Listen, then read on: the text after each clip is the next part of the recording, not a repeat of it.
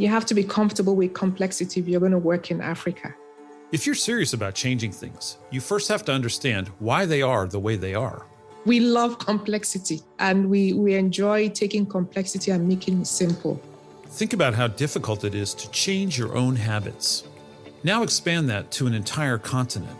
This is the challenge faced by African e-commerce company Jumia. How do you change hundreds of years of established precedent in how people buy and sell? In many ways, they've cracked the code, and they've done it differently than you might expect. But if you ask them, they've barely scratched the surface.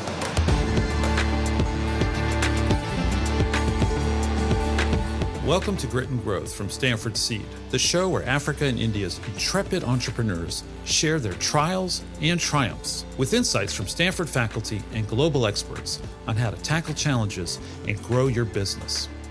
We've got a bit of a departure from our usual today.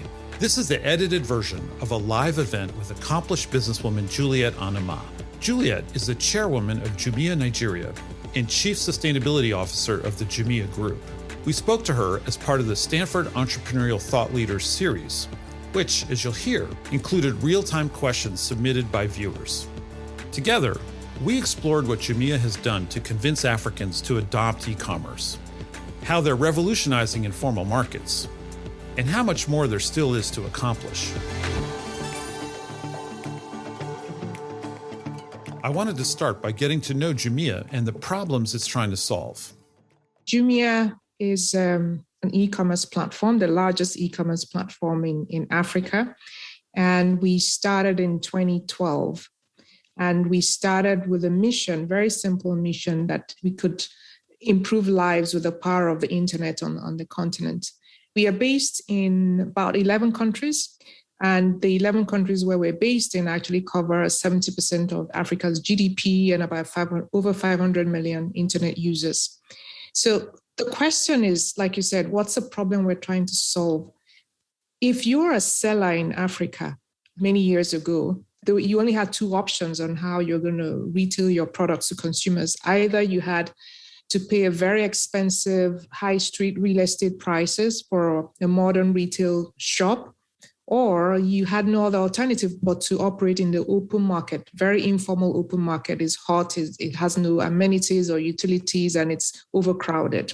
Those were the only options you had, especially if you were a small, medium enterprise just trying to get by. So Jumia solves that problem for a host of millions of SMEs and sellers and merchants on the continent, because you don't have to register on Jumia platform. You don't have upfront capital expenditure in terms of putting up retail space. Literally minutes once you're registered and gone through the training for selling online on Jumia, you can start your business. So that's a huge part of the problem. The second part of the problem, of course, was a logistics problem. So the first one was a distribution problem.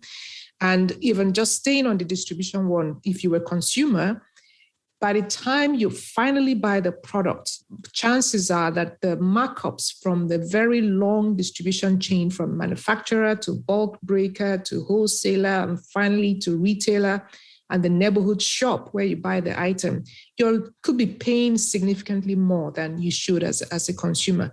So one was a distribution problem from the consumer's perspective and from a seller's perspective. So we're bringing millions of consumers to interact and transact with sellers directly with no intermediaries or any other agents in between. The second part of it is the logistics part of it. We're also solving a logistics problem by integrating multiple logistics partners into one single integrated logistics. It used to be called in my old Accenture days as a 4PL, but what it is that you're using technology to integrate different asset owners, and then using Jumia's technology to also be manage the data and how they operate. So Jumia doesn't own the logistics supply chain, but it has a platform that allows you to get the right players in there when you need them, where you need them. Exactly. So it's an asset-light model. You have people who have the assets. You have people who have tricycles and vans and so on. But what was lacking was always the technology to integrate that together and to use the data to make, quality decisions of where do you deliver, what timeline is it, required, and so on and so forth. At what point does Jumia decide we should build this in-house versus we should partner? And is that conversation ongoing, or maybe that's a trade secret, but I'm just curious to know. You have to be comfortable with complexity if you're going to work in Africa. Okay. We love complexity, and we enjoy taking complexity and making it simple. So, like I said earlier, the problem is not assets. The problem is not people who have warehouses and hubs. All of that exists. You have people who have warehouses, we have people who have hubs, we have people who have 10 trucks, or some people who have 5 tricycles. We have all of those assets that exist. So replicating on the asset side is not creating value. The real asset that then drives e-commerce is the engine, which is really the technology. Okay, so how do you know which day of the week you can make certain deliveries? What is the speed of delivery? How should you do your routing so that you're more fuel efficient? You also reduce distance traveled. All of those are relevant information you cannot get through just owning the assets. You get that through owning the technology that puts it all together. And the value is the fact that all those players are utilizing your technology. So you have the delivery agents who have your delivery app on their mobile phone. You've got the third-party logistics players who are using your hub management system in their businesses. This philosophy, to connect what already exists rather than start from scratch, extends beyond logistics. Jumia works with third-party companies to facilitate payments. And since their apps are already familiar to the customer, adoption is relatively seamless. And what about payments? I mean, I'm really curious because I love this transformation. I want to get back to the transformation for the informal sector that's implied in everything you just said. But what about payments? So payments was another part of it, because I still remember about 2015, just not too long ago, if a consumer made a purchase on Jumia and we relied on just payment through a debit card or a credit card and had to clear on the back end with a bank, sometimes if there was a return, it could take 2 weeks because, of course, the banks at the time, e-commerce was not really something that they were really focused on. So we had to develop our own payment system, again, using the same principle of integrating different payment methods that a consumer could have into a seamless platform that will allow us to clear whether it was credit card or debit card or mobile money or bank transfer, whatever payment method that the consumer had. We could also integrate it on that network. So that's the third component. And that's why those are the 3 parts of our ecosystem. I want to dig down a little bit more into the payments piece. I'm going straight into the weeds because that's where I love to be. But are you using third-party payment providers? I mean, there's so many startups now in this space, the fintech space in Nigeria. There's a lot of venture capital flowing in. I mean, I've lost track of how many of them are. Are you doing your own thing, or you're working with all of these third-party providers? We are agnostic. So we're working with all third parties, yeah. And especially given how large the market is, the real value you bring to consumers is not limiting them to your own solution. It's actually giving them a platform through which they could use whatever payment methodology that they have. E-commerce is relatively new in Africa, and platforms like Jumia are transforming the informal market. One example, access to information. It's huge. I mean, because look at the number of sellers in Africa who are small, medium enterprises in the informal market. And then when they get onto Jumia, look at the kinds of information that is available to them. Suddenly they know, for example, which ones of their items are the fastest moving, which are what price points, which particular color. If you're a fashion seller on Jumia, you suddenly know whether it's the blue shirt or the red shirt that actually sells better than the other SKUs that you have. That's very powerful information. They get information in terms of even the placement of the products, the product information which they put up on site. They get information on their seller score and all that. So really formalizing informal trade is what it's a huge, huge benefit that an e-commerce platform like Jumia is bringing to the sellers in Africa. So that's a huge part. That's a really big transition from where they were before. So that I love that. That's the data analytics piece, which is for some of them, I think probably data they've never had, or they had intuitively, or they had it on paper and pen. Can you tell how many of your sellers are new sellers? I mean, in other words, that they would not be in a marketplace if it wasn't online. Oh, yes. We ran a survey recently, and we have sellers in between 30% to 40% of our sellers who say, look, they started their business exclusively on Jumia, right? And some sellers start their businesses on Jumia. Some sellers came to Jumia to expand their businesses. But what I actually find extremely interesting is the number of women sellers that we have on Jumia. So we have, at least in Nigeria and Kenya, which are key markets, about 51% of our sellers are actually women. And why do women find it attractive? It's a gender agnostic environment. You could be a fashion seller, you could be an electronic seller, and you don't have it's not a physical market where someone can make those kinds of gender related decisions, or whether I want to buy an electronic product from a woman or not. So that is giving them access to different categories that they could perform in. Two, it is also giving women flexibility to be able to manage their homes and at the same time run a business of their own. Then third component that women say they really appreciate selling on Jumia, it's the training on digital marketing, training on how to sell online, training on even how to read your account statements, just those basic kinds of training. The importance for an SME just cannot be overemphasized. I love that point. We're always trying to get more women CEOs into our program. And we commissioned a study to look at what are some of the barriers to entry for women entrepreneurs across the African continent. And you just hit a bunch of them. Access to capital. Like if you want to open a storefront, it's going to be super hard to find that $50,000 or $100,000 loan. The second is access to networks. Women traditionally, not just in Africa, but across the world, have trouble accessing networks. And then the third is access to technology. And I include training under technology, right? That is the most basic technology. They're not getting the same opportunity. So those are really powerful elements of the platform. We've talked in recent weeks about how technology-based lenders are changing the landscape for SME finance in Africa. Jumia has their own credit platform called Jumia Lending. I wanted to know how they approach lending differently. So Jumia Lending connects sellers on our platform, leveraging their transaction data, transaction history, to then find working capital loans through other financial services providers who are partners to Jumia. So we don't lend off our balance sheet. We do the connection to financial services providers.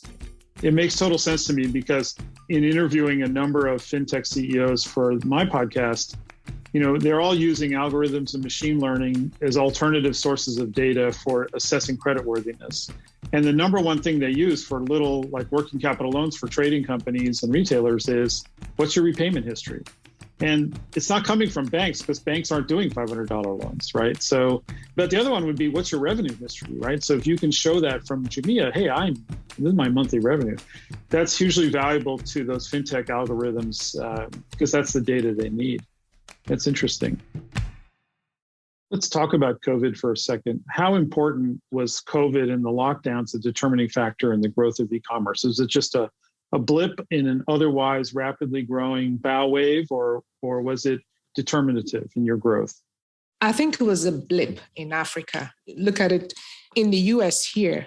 The US government more or less bankrolled retail during COVID, right? So put money in people's accounts and you're sitting at home. What are you going to do? You have to spend the money online, right? So the Fed bankrolled retail during the pandemic. You don't have that equivalent in other areas like Africa.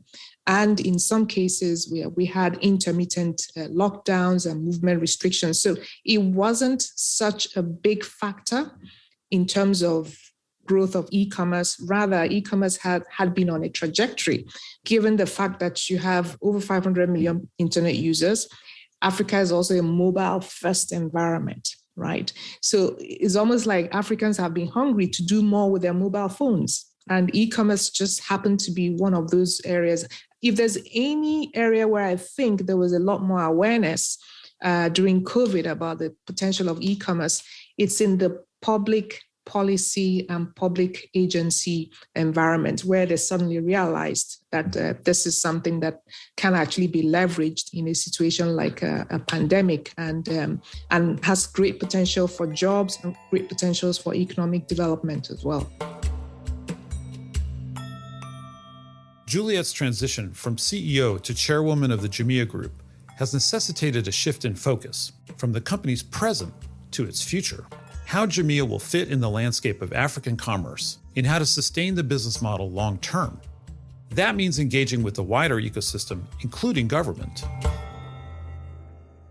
In speaking with a lot of tech-enabled companies, fintech, medtech, health tech, the observation is that we recognize that there's a role for regulation to protect consumers.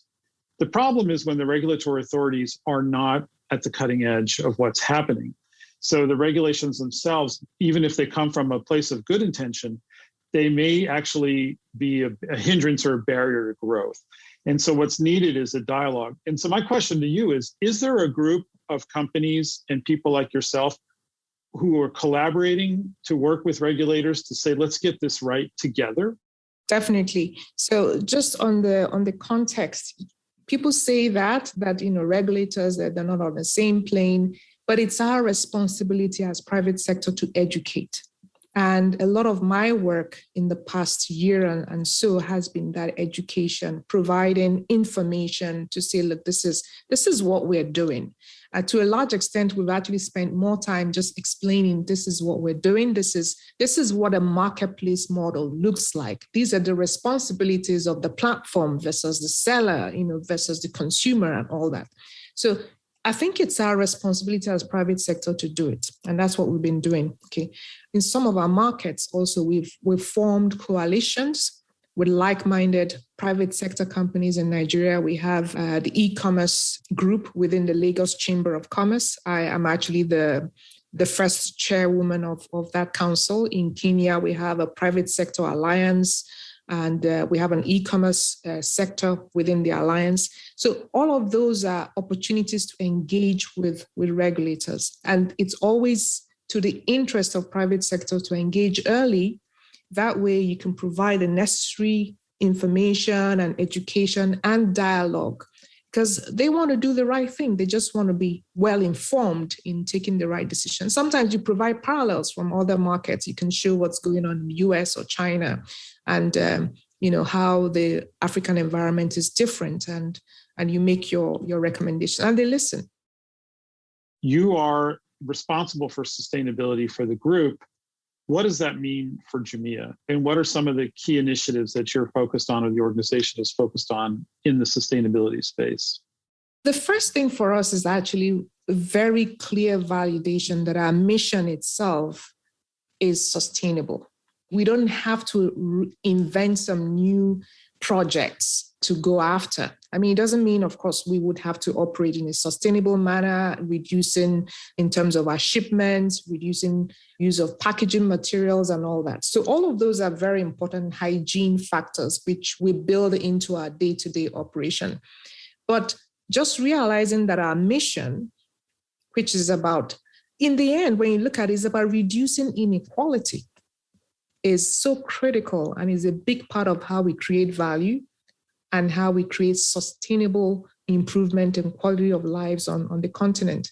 And asking ourselves, what more can we do with that mission? And second part of it is that we have a full ecosystem of many partners that working together can actually create more value for the communities that we live in than just Jumia itself. We have sellers, we have third-party logistics partners, we have brands who work with us. So that's a full ecosystem that if we deploy, can actually do a lot more for sustainability.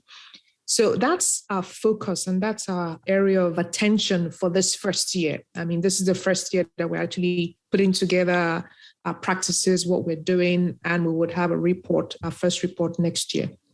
A very practical example is how many sellers on Jumia are classified as SMEs? How many sellers on Jumia have been able to get access to working capital loans to grow their businesses? How many sellers on Jumia are women? How many of them have utilized the training facilities that we provide? How many of them have utilized the loans to be able to grow their businesses? Those are huge, huge areas of sustainability that we haven't even scratched all of it, right? Let's utilize what we have first. And then there are other levers at which we can also concentrate on. So those are some examples for you there. There's a great question here. I'm going to jump in on this one because this is actually a direction I wanted to go. How does Jumia evaluate markets for potential entry? And do you ever decide markets are no longer viable? The person who's asking this question mentions that Jumia pulled out of Cameroon. I want to tack on my own question to that. You mentioned you're in 11 countries, 500 million people, and accounting for some enormous percentage of the total GDP on the continent. Can you go to this question and talk a little bit about the barriers to regional expansion and what you look for when you pick a new country to enter? The questioner was actually right. Yeah, we had to pull out of Cameroon. Remember, there was a time when Cameroon, the internet was shut down for almost a whole year. Okay, so these are very important factors that we look at. We look at the state of the economy. We look at beyond GDP, beyond economic factors. We're also looking at readiness for an internet-based business like ours. So those are very important nuances that we consider in terms of looking at expansion. For now, we're deepening our footprints within the countries that we are in. Maybe in the future, but certainly for this year, we're really concentrating on those 11 countries where we're currently in.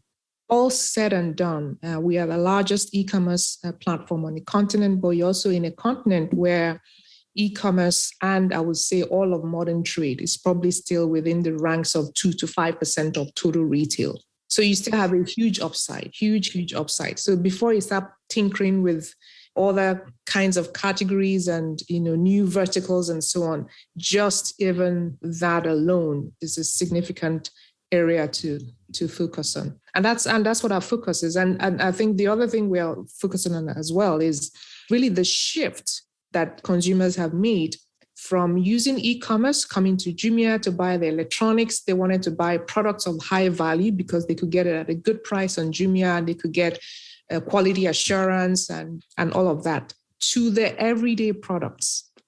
So people want to buy food, people want to buy essential items, home cleaning agents, beauty and perfumes, consumables, basically. That's a huge shift. And that's where we are also deepening our presence in.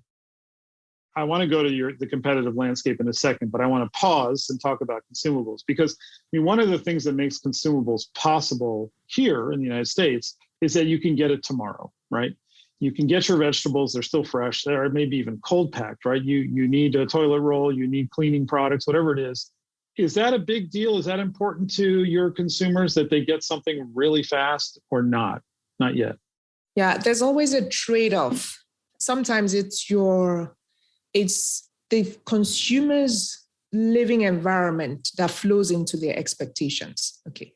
So because in the States, right next the corner, there's either a Kroger or there's a Target or there's a Wegmans or any other brand, that you can pop into and buy. So that flows into consumer expectations of, when do I want it? I want it like in 10 minutes. Of course, you can use Instacart as well, and you get the product very quickly. In our environment, it's slightly different. Consumers are making trade-offs, and for them, probably the pricing is more important. So I got the perfect question here for you that just follows on this.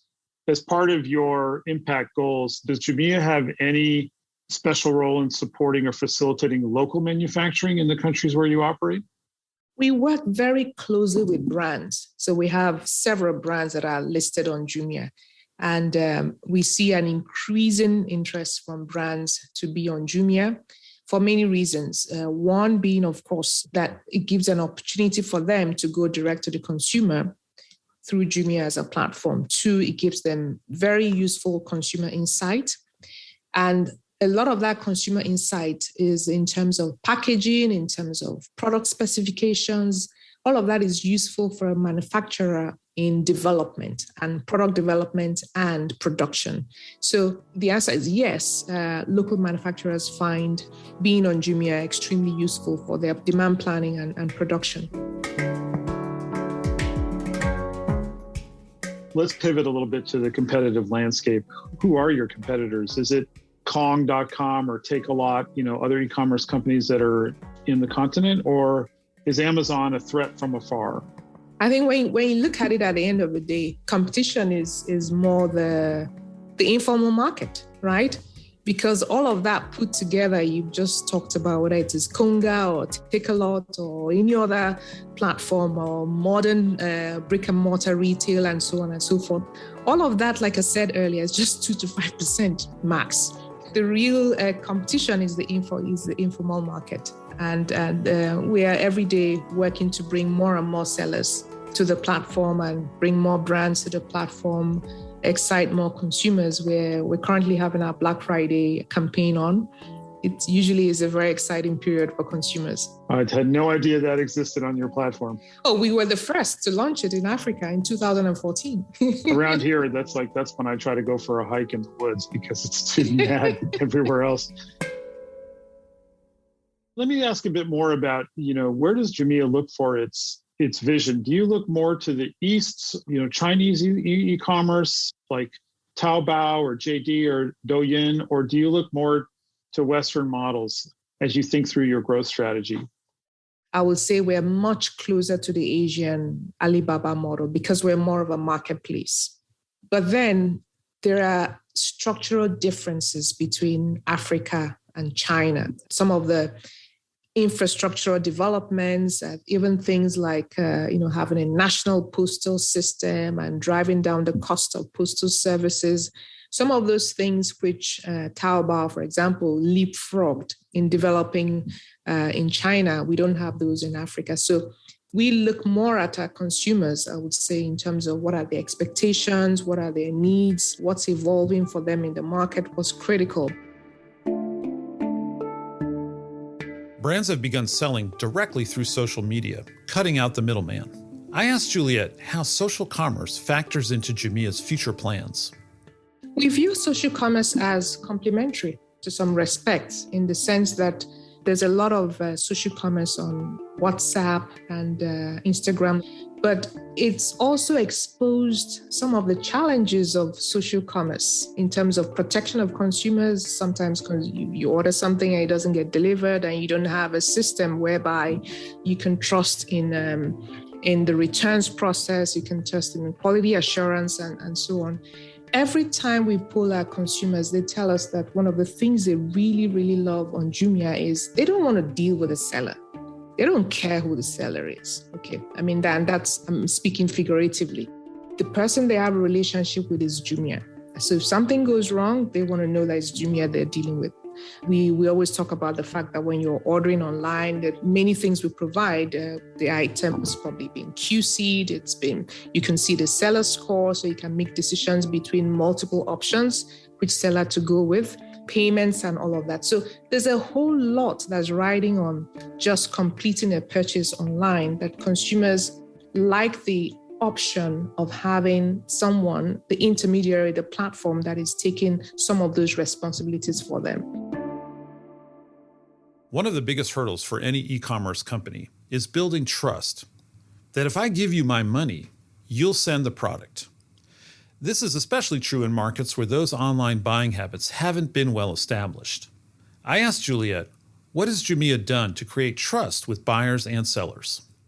For any marketplace, of course, you would have issues sometimes with sellers and so on and so forth. But like you mentioned, we do have recourse mechanisms.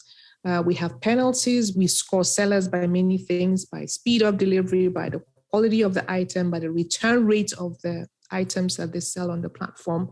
So many things are built into it. And of course, we have certain items which must be QC'd. We have manufacturer warranties. We offer everything that you can think of from a recourse perspective.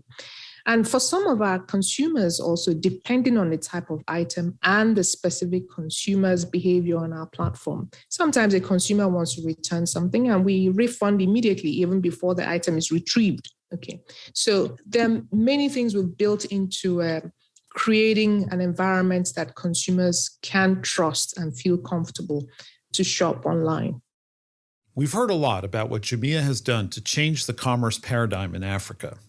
And as we wrapped up our conversation, I asked Juliet how much she thought e-commerce would actually drive development across the continent. I mean, it's already contributing to development on the continent. There was a BCG report that talked about the fact that, look, marketplaces like Jumia by 2025 could be contributing almost 3 million jobs on the continent. So in terms of you're talking about jobs, that's one. Number two, you're talking about formalizing informal retail, like you mentioned. You're also recognized as another area, which is the cross-border trade within Africa itself. So those are many pathways and many areas in which e-commerce and companies like Jumia can make significant contribution to the continent. We tend to think of these shifts as inevitable, a byproduct of technological advances. But I think Jumia shows how much careful thought and effort has to go into solving a host of problems in traditional, largely informal markets. Their commitment to using existing assets and working with partners who are already on the ground has eased adoption. Trust was built with tools for buyer recourse and access to information for sellers. And collaborative work with regulators will help solidify their standing as they create their own paradigm for commerce on the continent. But Jumia is not alone. Although the potential Pan-African market is huge, there are many new and some established players competing aggressively for it. I do wish Jumia all the best as they seek to scale. Thanks to Juliet Anammah of the Jumia Group and to Luke Sikora and the Entrepreneurial Thought Leader series for organizing this conversation. If you'd like to check out the full talk, you can go to the Stanford eCorner YouTube page or follow the link in our show notes. Women in the workplace face unique challenges and opportunities. That's why I'm excited to introduce two programs designed for women leaders like you, offered by Stanford GSB Executive Education and led by Maggie Neal and Deborah Grunfeld. High Potential Women Leaders is a live online program, and the Executive Program in Women's Leadership is a one-week on-campus program. Both equip you with the tools and mindset to fundamentally change the way you lead. Visit StanfordGSBWomen.com to learn more. I'm also excited to share with you that Season 2 of the Grit and Growth podcast will feature interviews with both Maggie Neal and Deborah Grunfeld.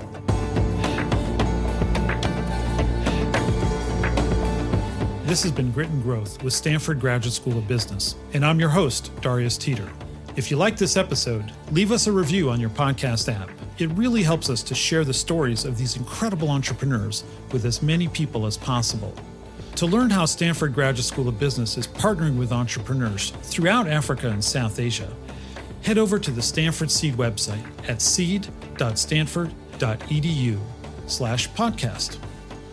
Lori Fuller researched and developed content for this episode with additional research by Jeff Prickett.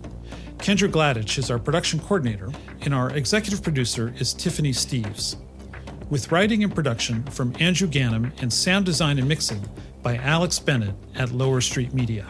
Thanks for joining us. We'll see you next time.